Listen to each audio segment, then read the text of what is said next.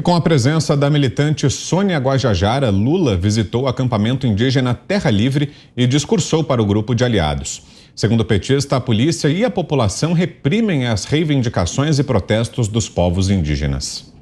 É importante que todos os brasileiros e brasileiras percebam que vocês têm o direito de reivindicar e não podem ser violentados por reivindicar aquilo que vocês acreditam.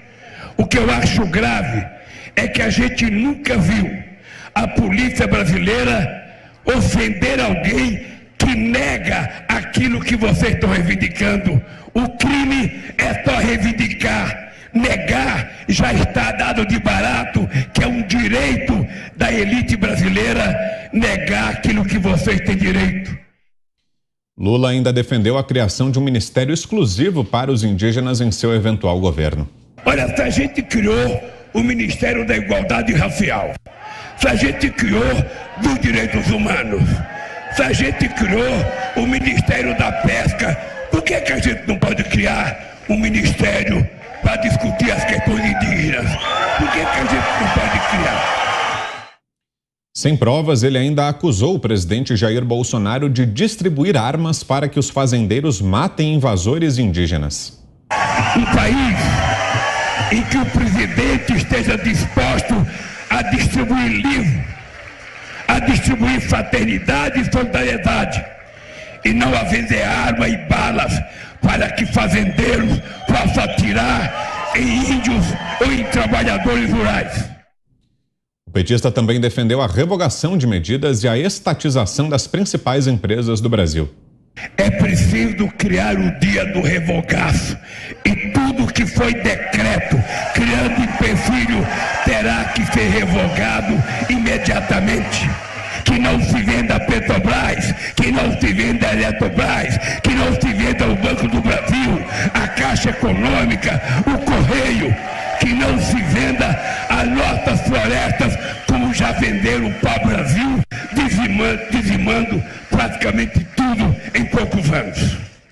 Por fim, Lula esqueceu que se sentou na mesma mesa de parlamentares favoráveis ao impeachment de Dilma em 2016 e voltou a acusar os políticos de promover um golpe. Eles caçaram a Dilma com impeachment mentiroso. Eles inventaram uma história para me colocar na cadeia. Cá estamos nós de novo, porque nós não somos seres humanos comuns. Nós temos ideias, nós temos causas. E quando o homem ou a mulher tem uma causa e por essa causa ele briga, ele será invencível. Augusto Nunes. E aí, Augusto, em primeiro que dizer lugar, eu quero repetir o que disse o Zé Roberto Guzzo. Por que ele está sempre bravo? Não é? Se ele tivesse já garantidos 103% dos votos, ele estaria tranquilo. Né? Ele fica bravo com tudo, ele fala nesse tom o tempo todo. Ele apresenta um programa que vai salvar o Brasil, bravo. Ele fala dos índios, aí, bravo. Ele viaja com a Guajajara, aí tem motivos, né? Fica bravo também. Essa Guajajara voltou, então, a ver uma tribo, hein? Fazia tempo que ela não visitava índio nenhum. Agora é o seguinte, o Lula, ele não tem nenhuma vergonha em dizer que ele quer a Petrobras, onde surgiu o Petrolão, a maior roubalheira da história. Ele quer repetir, claro, ele quer reprise. Ele quer que tudo fique continue estatizado e que o que já foi privatizado volte a pertencer ao Estado. Por quê? Porque tem cofre. Ele não pode ver um cofre por perto que ele já ataca. Já ataca. É a história desse homem que tem que ser recuperada aí na campanha eleitoral. É só fazer isso. Por quê? Só comentando o item anterior. Por que eles têm essa esperança nos jovens? Porque quem tem 16 anos, 17, ou não tinha nascido quando se descobriu o mensalão, ou tinha 9 anos de idade, 10, quando houve o Petrolão. Eles apostam na falta de memória, mas o jovem aprende. O jovem aprende. E se o jovem não está interessado em votar, é também pela decepção provocada, pela roubalheira do PT, que provocou a sensação de que político só faz isso. Agora, o Lula, com esse discurso, ou ele não é candidato, ou ele quer perder de muito. Porque é só bobagem, uma atrás da outra. E mais, para encerrar, se ele tem todos esses projetos para os índios, para os menores de idade que vão votar, por que ele não fez tudo isso no governo dele? Ele mandou no Brasil durante 13 anos, porque a Dilma foi o Lula em forma de...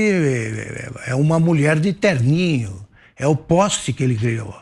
Por que não resolveram? Porque ele não é sincero nunca. Esse também mente como quem respira. José. Olha, o Lula diz que tem ideias, né? A gente sabe quais são as ideias dele. Ele propõe que a claque dele, ele propõe que os exércitos, os paus-mandados, nem sei como denominar, cerquem as casas dos parlamentares. Ele propõe que os seus paus-mandados intimidem os representantes do povo. Essa é uma declaração que não pode ser esquecida. Esse é um emblema do que é esse personagem, de como ele pensa, de como ele é prepotente, de como ele é arrogante, de como ele despreza a democracia e a ideia de democracia. Nós estamos assistindo aqui à sua total impunidade. Não só aquela manobrada na Corte Máxima, que descondenou, né, um condenado. Lula foi condenado, reconhecido em tribunal superior. Os crimes não foram revogados. Ele não foi anistiado, ele não foi inocentado. Apenas houve uma manobra para dizer que o juiz da primeira instância não era o juiz certo, né? A gente sabe o que foi isso. Então, esse personagem ele não só está impune dos seus delitos passados, pelos seus delitos passados, como ele continua perpetrando absurdos, como esta incitação. Ele tem uma gente que ouve ele. Ele tem uma gente que pode se municiar, não precisa nem de arma de fogo, pau e pedra, e intimidar parlamentares. Foi isso que ele falou. Tirem a tranquilidade dos deputados, peguem o endereço, mapeiem o endereço, as casas dos deputados brasileiros e vão para lá. Vocês não veem gravidade nisso?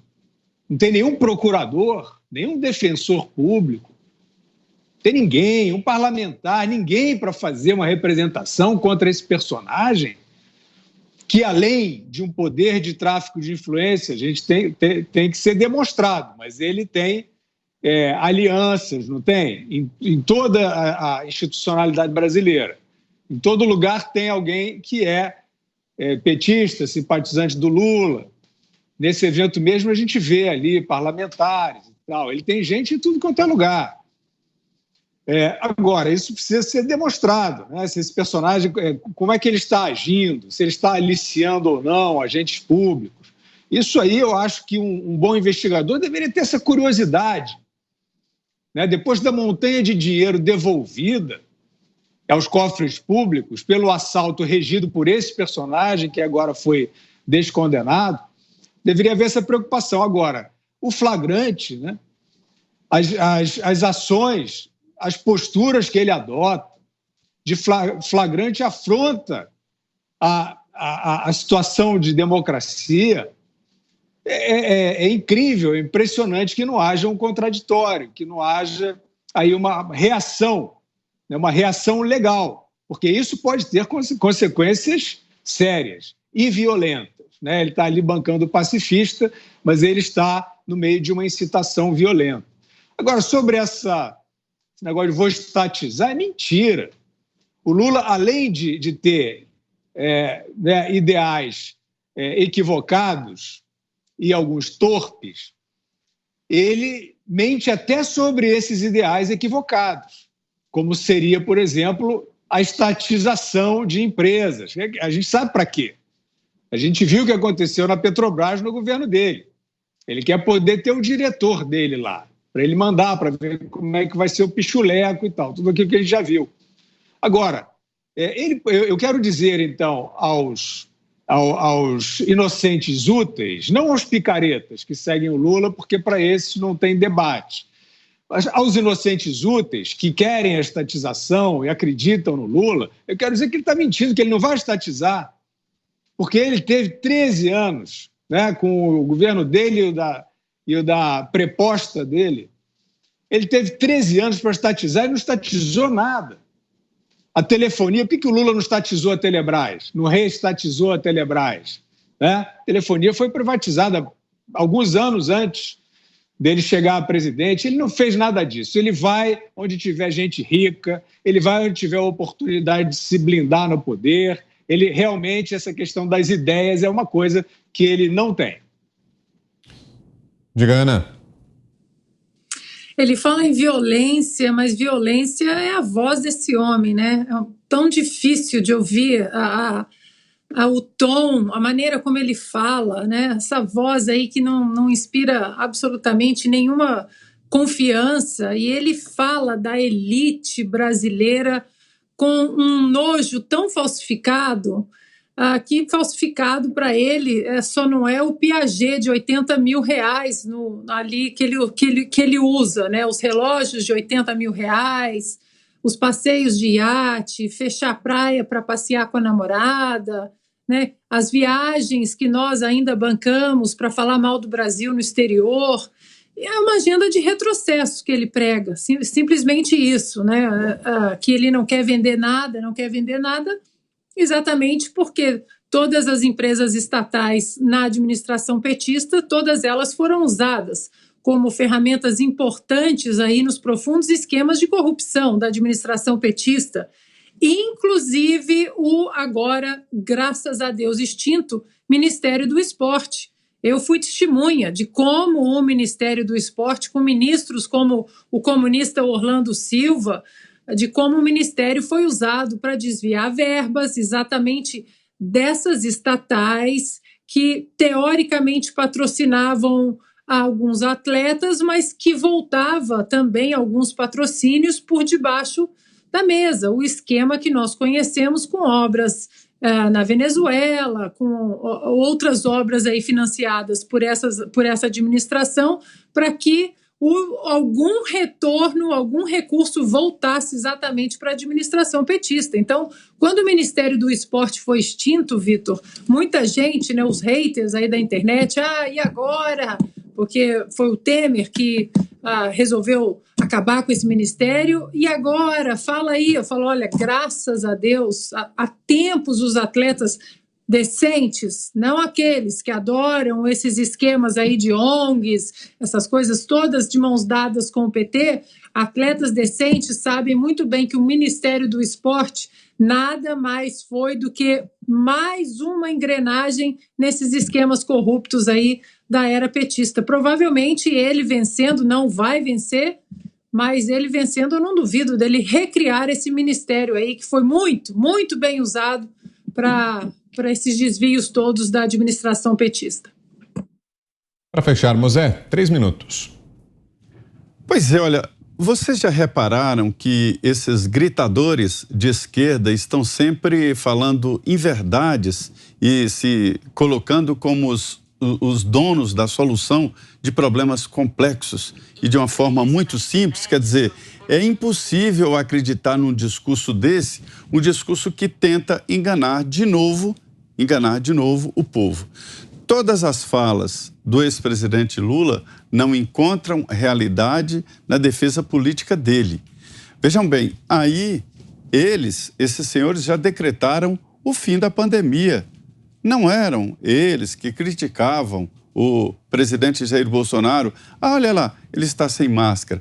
Lula está sem máscara, cuspindo na cara de todos aí e, ao mesmo tempo, arrotando bobagens na ideia do povo brasileiro. Ele passou aqui por Brasília nesta semana e é o momento onde eles mesmos decretaram o fim da pandemia e essas criaturas do subterrâneo voltaram aqui a Brasília, se reunindo com Renan Calheiros, com Eunício Oliveira, ouvindo conselhos para fugir de temas polêmicos e assim por diante. Quer dizer, é o fim da pandemia e a volta destas criaturas do subterrâneo à tentativa de chegar ao primeiro escalão do governo. Há uma tentativa clara de enganar o povo. Recriar ministério, ninguém gosta desta ideia. É criar cabide de emprego, indicações de ministros, indicação de aliados. E reestatizar, isso não cabe na cabeça de ninguém. O governo não tem dinheiro nem para manter o que está hoje sob o guarda-chuva estatal, quanto mais recriar estatais para empregar e para arranjar aí lugares para aliados políticos.